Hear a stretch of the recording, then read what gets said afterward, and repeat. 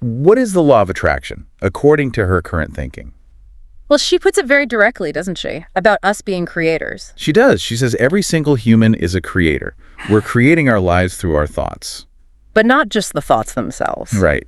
That's a key distinction she makes now.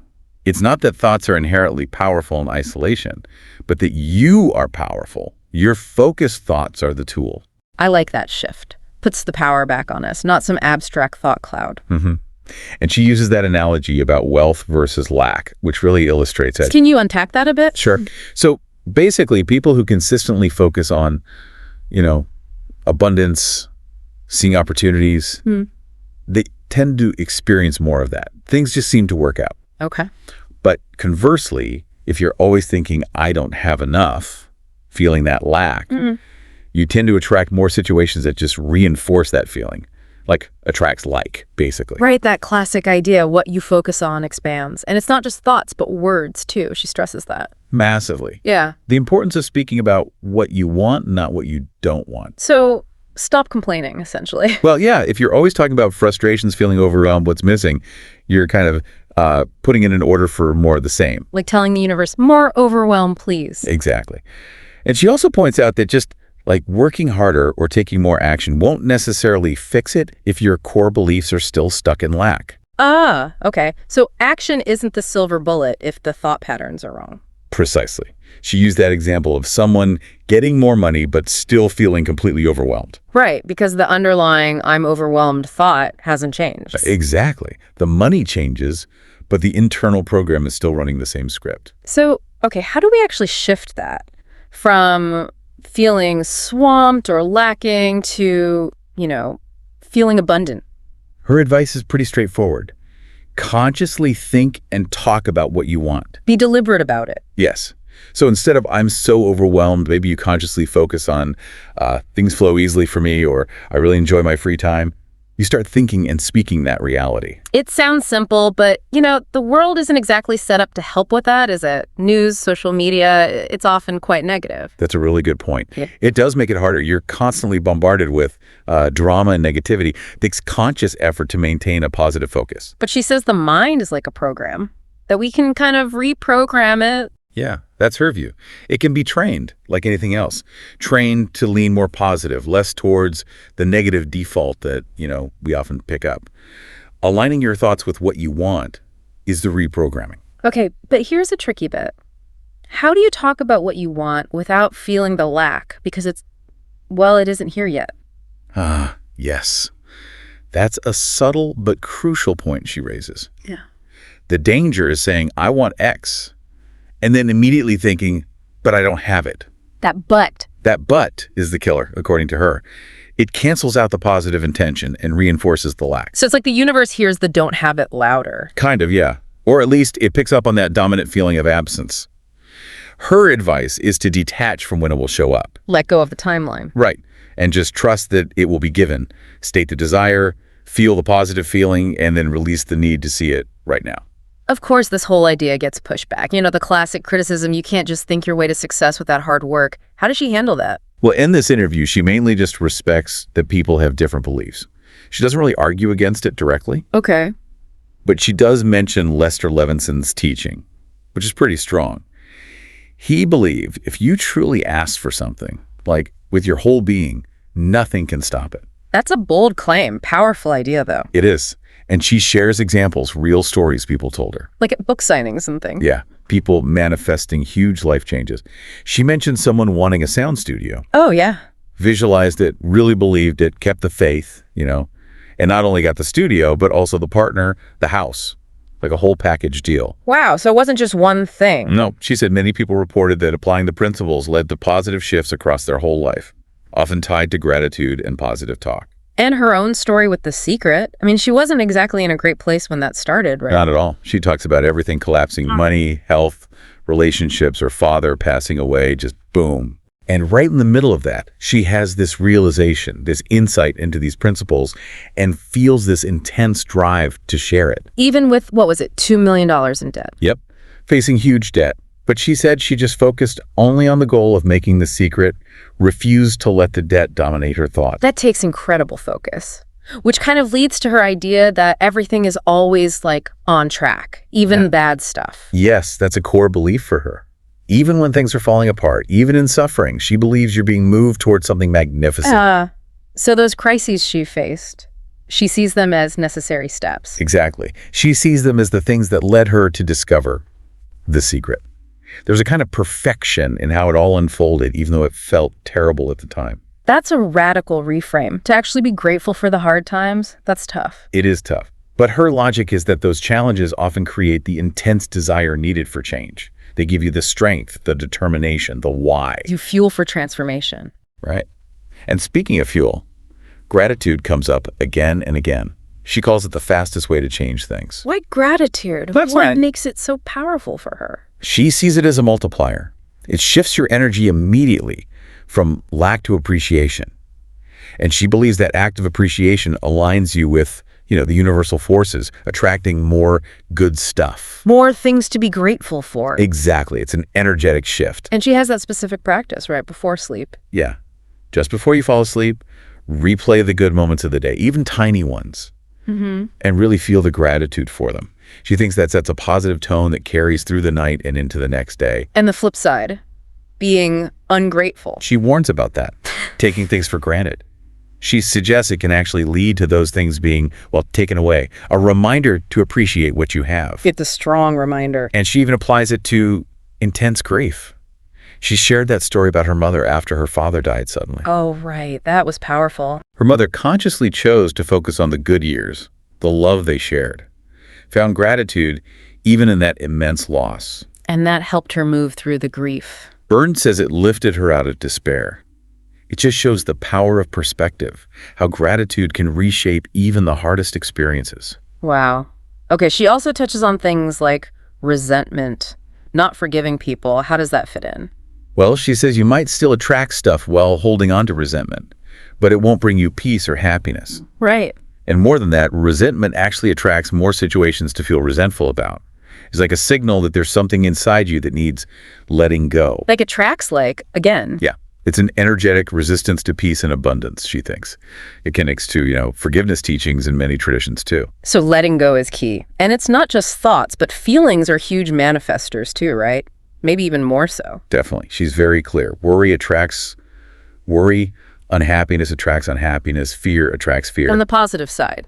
Joy attracts joy. Happiness attracts happiness. Love attracts love. It sounds simple, but she stresses how vital it is to cultivate those positive feelings, especially when things are tough, like during the fear around COVID, for instance. So, thoughts versus feelings. Which one should you focus on more when trying to manifest?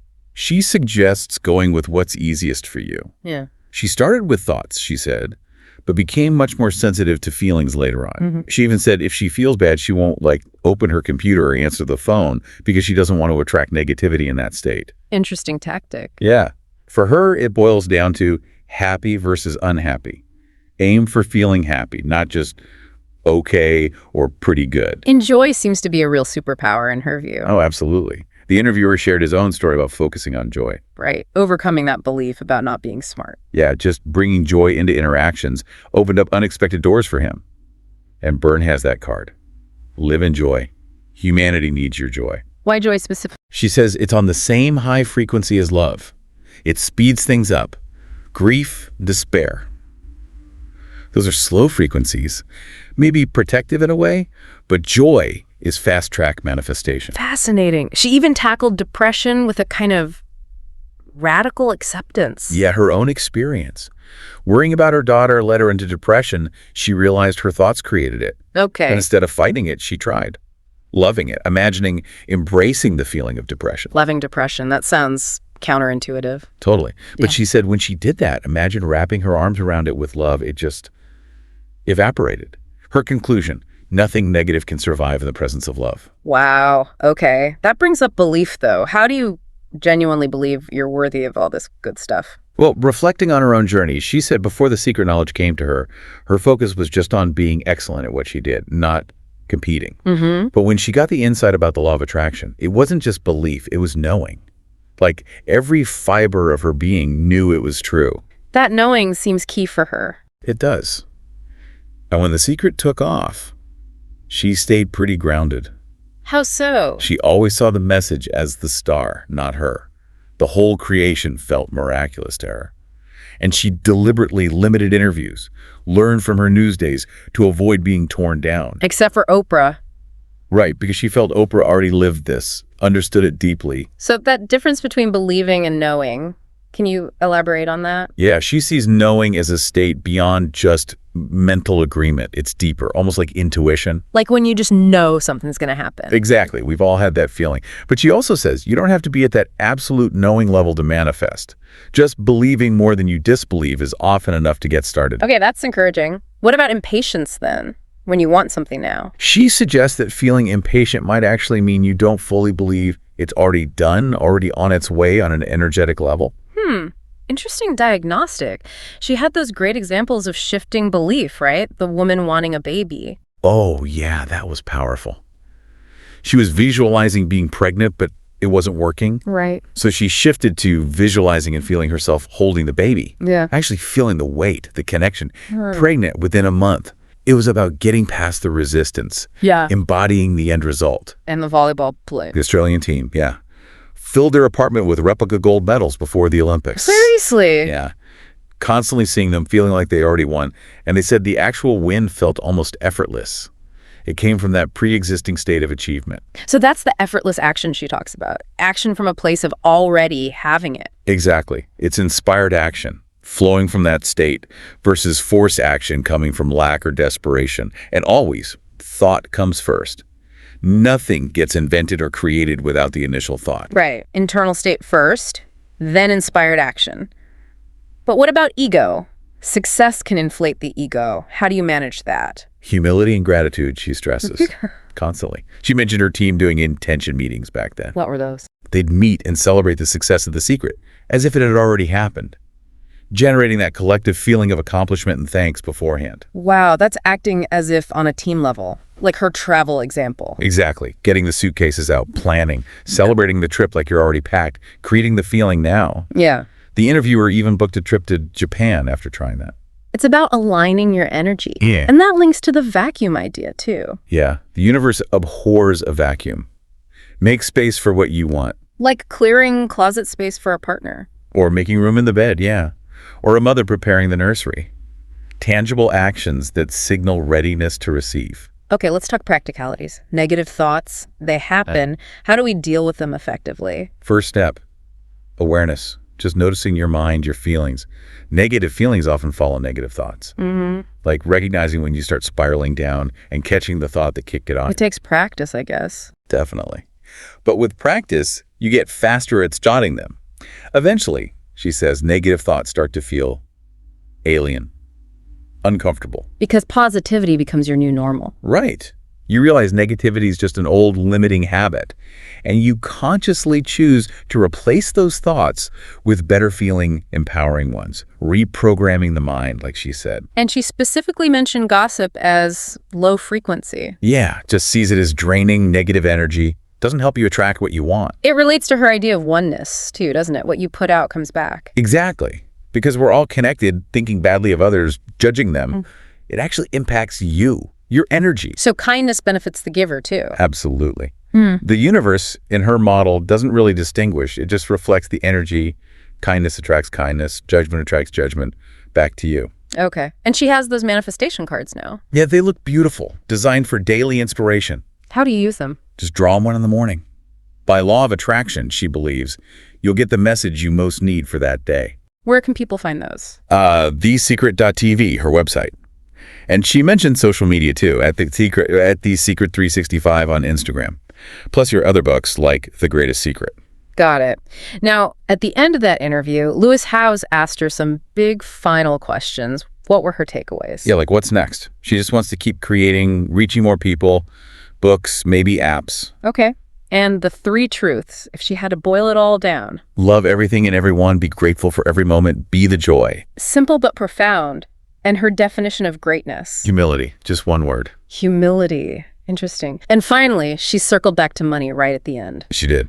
just reinforcing that the money is there, waiting. It's our own thoughts of lack, not deserving, limiting beliefs about how money comes that stop it flowing. I'll limit ourselves, basically. Yeah, we're unlimited beings, she says, imposing our own limitations. Wow. Okay, that is a lot to take in, but a powerful perspective.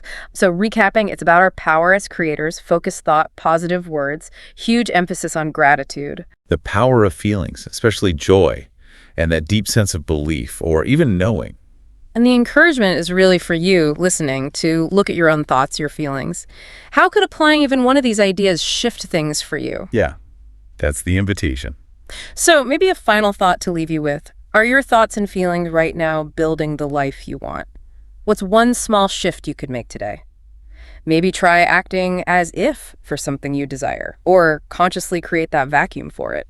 And if you want to explore more, check out thesecret.tv. Think about how gratitude and joy could really change your daily experience. It's definitely food for thought.